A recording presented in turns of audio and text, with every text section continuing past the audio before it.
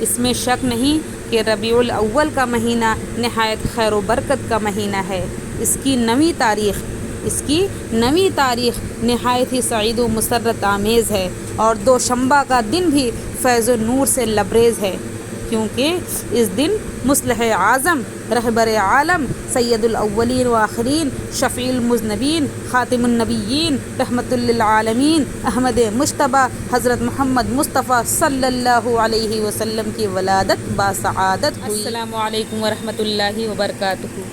نحمدہ ونصلی علی رسولہ الکریم، اما بعد۔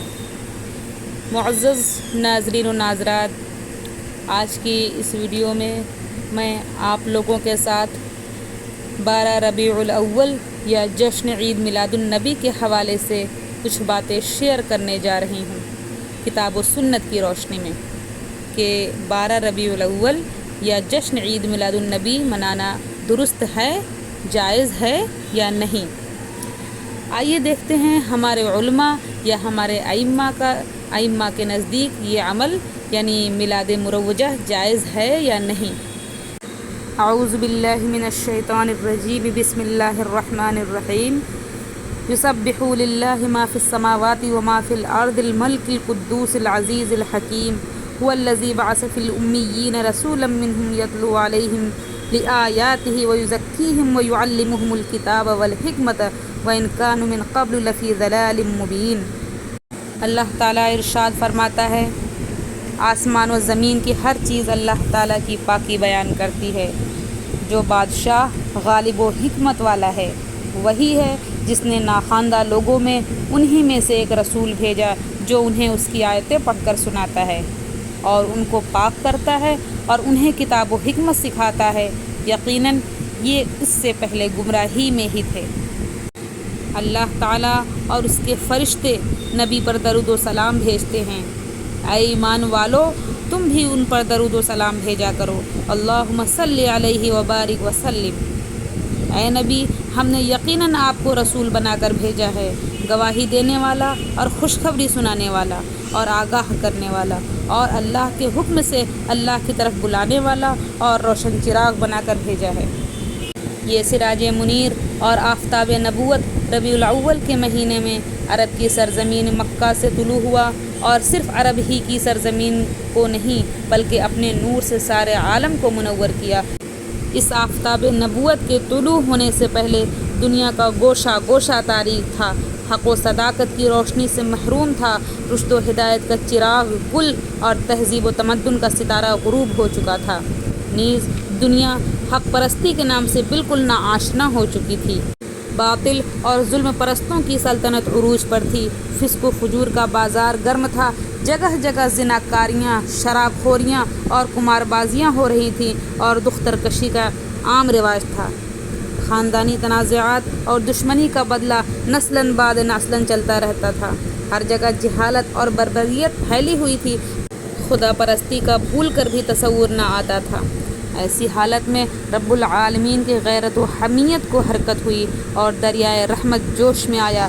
روئے زمین میں توحید الہی کے اشاعت کے لیے اور لوگوں میں اخلاق فاضلہ پیدا کرنے اور خصائل حمیدہ کی روح پھونکنے کے لیے ایک ماہر معلم کی ضرورت پیدا ہوئی۔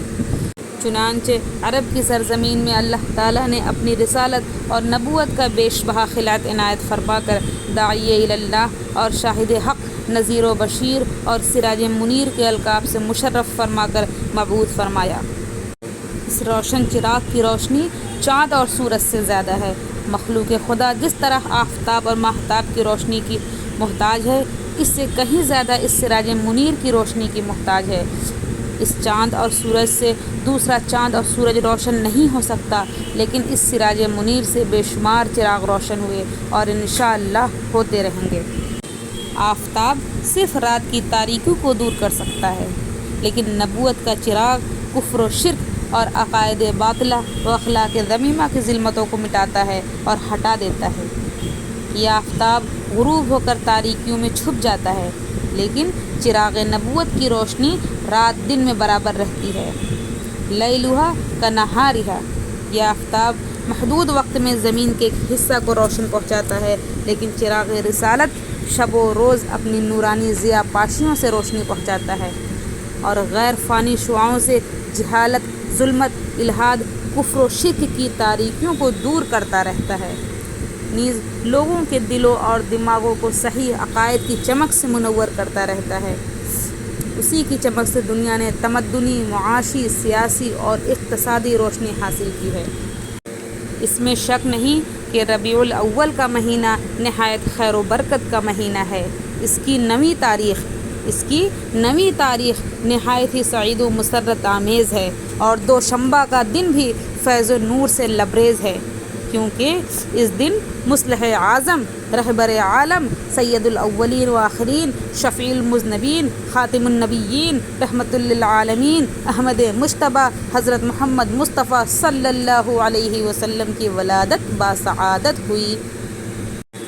در حقیقت یہ دن تمام کائنات عالم کے لیے خیر و برکت، سعادت کا دن ہے۔ اس دن جتنی بھی خوشی و مسرت کا اظہار کیا جائے کم ہے، اور جس قدر بھی جشن منایا جائے تھوڑا ہے، لیکن اس ظاہری جشن سے ہم اپنے منصبی فرائض سے سبکدوش نہیں ہو سکتے، اور نہ ان رسمی محفلوں اور مروجہ میلاد خوانیوں سے شفیع المذنبین صلی اللہ علیہ وسلم ہی خوش ہو سکتے ہیں۔ جب تک ہم آپ کے اسوہ حسنہ پر عمل نہ کریں اور آپ کی سچی تابعداری نہ کریں۔ رسول اللہ صلی اللہ علیہ وسلم کی یہی محبت نہیں ہے کہ سال میں ایک دن روشنی کر کے آپ کی ولادت شریفہ کا ذکر سن لیں، نہ صوم و صلاۃ کی پابند ہوں اور نہ دیگر اسلامی ارکان و احکام کے متبع ہوں۔ آپ کی سچی محبت آپ کی سچی تابعداری سے ہوتی ہے۔ حضرت عبد الرحمن بن ابی قرہ سے روایت ہے کہ ایک روز رسول اللہ صلی اللہ علیہ وسلم نے وضو کیا۔ آپ کے صحابہ کرام رضی اللہ عنہ نے آپ کے وضو کے پانی کو تبرکاً اپنے جسموں پر ملنا شروع کیا۔ رسول اللہ صلی اللہ علیہ وسلم نے یہ دیکھ کر فرمایا کہ کس چیز نے تم کو اس کام پر آمادہ کیا؟ ان لوگوں نے عرض کیا کہ اللہ اور اس کے رسول کی محبت نے اس کام پر آمادہ کیا۔ اس پر آپ نے فرمایا کہ جس کو یہ پسند ہو کہ اللہ اور اس کے رسول سے محبت رکھے یا اللہ اور اس کا رسول اس سے محبت کریں، تو اسے چاہیے کہ جب بولے تو سچ بولے، اور جب اس کے پاس امانت رکھی جائے تو اس کو ادا کرے، اور ہمسایوں کے ہمسایگی کا حق ادا کرے۔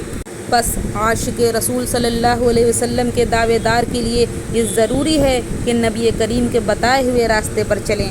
جن ناجائز کاموں سے آپ نے منع فرمایا ہے اس سے باز رہیں۔ جہاں یہ مہینہ مسرت و شادمانی کا ہے، اسی کے ساتھ یہ رنج و غم اور افسوس کا مہینہ بھی ہے، یعنی اسی ماہ ربیع الاول کی 12ویں تاریخ کو دوشنبہ کے دن میلاد شریف کے 63 سال بعد رسول اللہ صلی اللہ علیہ وسلم دنیا سے تشریف لے گئے۔ رحلت فرمانے سے کچھ ہی پہلے مزارات پرستی کے روکنے کے لیے فرمایا، یہود و نصارہ پر خدا کی لعنت ہو جنہوں نے اپنے نبیوں کی قبروں کو سجدہ گاہ بنا لیا۔ پیغمبر خدا اپنی نبوت کے بعد دنیا میں 23 سال تک زندہ رہے۔ ہر سال ربیع الاول آتا رہا، اور ہر ربیع الاول میں 12ویں تاریخ بھی آتی رہی، لیکن نہ تو آپ نے کوئی مجلس مروجہ منعقد کی، نہ اس کا حکم دیا، اور رحلت سے پہلے فرما گئے کہ میرے بعد میرے اس دین میں جو نیا کام نکلے میں اس سے بیزار ہوں، اور اس کام اور اس کے نکالنے والے کو مردود کہتا ہوں۔ بخاری شریف کی حدیث ہے۔ بس چونکہ مروجہ میلاد آپ کے بعد کی چیز ہے، اور مروجہ میلاد کو دینی کام سمجھا جاتا ہے، اس لیے بدعت ہے۔ اللہ تعالی ہم کو اور آپ کو بدعتوں سے بچائے اور کتاب و سنت پر عمل کرنے کی توفیق عطا فرمائے۔ آمین۔ وآخر دعوانا ان الحمد للہ رب العالمین۔